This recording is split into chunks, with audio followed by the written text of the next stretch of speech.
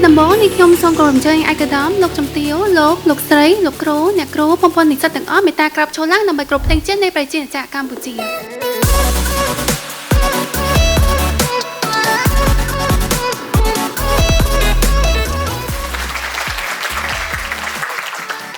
ទូទៅបងប្អូនទាំងអស់គ្នាដែលរៀននៅក្នុងសាលាបានដឹងតែជាផ្នែកចក្ខុវិស័យរបស់យើងគឺអត់ប្រើប្រាស់ឈើធម្មជាតិនៅក្នុងការតុបតែងលម្អឬមួយក៏នៅក្នុងវិស័យស្ថាបត្យកម្មប្រធានបទដែលខ្ញុំនឹងនិយាយនៅថ្ងៃនេះពាក់ព័ន្ធជាមួយនឹងឫស្សីបើយើងមើលពីឫស្សី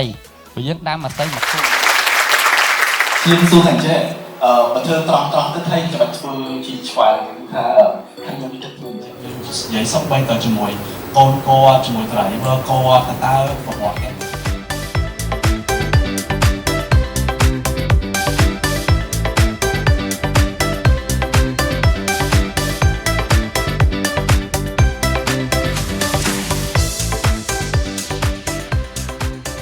ខ្ញុំមានអារម្មណ៍ថារំភើបដែលខ្ញុំបានមកអង្គុយស្ដាប់វាគ្មិនគាត់បានប្រាប់អំពី experience មកកាន់ខ្ញុំហើយខ្ញុំបានសិក្សាពីពួកគាត់បានច្រើនខ្លាំងហ្នឹងយើងងាយស្រួលក្នុងការដើម្បីបើកផ្លូវដល់សិស្សនិស្សិតដែលគាត់អាចចង់ដឹងចង់នឹងបន្ថែមពីការងារនៅក្នុងវិស័យស្ថាបត្យកម្មហ្នឹង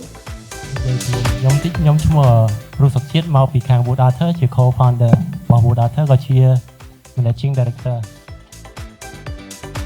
មួយកម្មសិល្បៈហ្នឹងជាមួយនឹងបម្រើការប្រើប្រាស់ដែរដោយសារតែគាត់ជារូបចម្លាក់មួយប្រហែលជាភ្ញៀវគេបំព្រមទេអញ្ចឹងយើងប្រាប់ថាខ្ញុំបង្កើតជាសិល្បៈមែនប៉ុន្តែវាអាចបម្រើការជាការ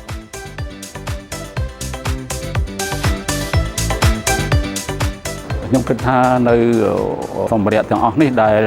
អូនវាគ្មិនបង្ហាញហ្នឹងគឺ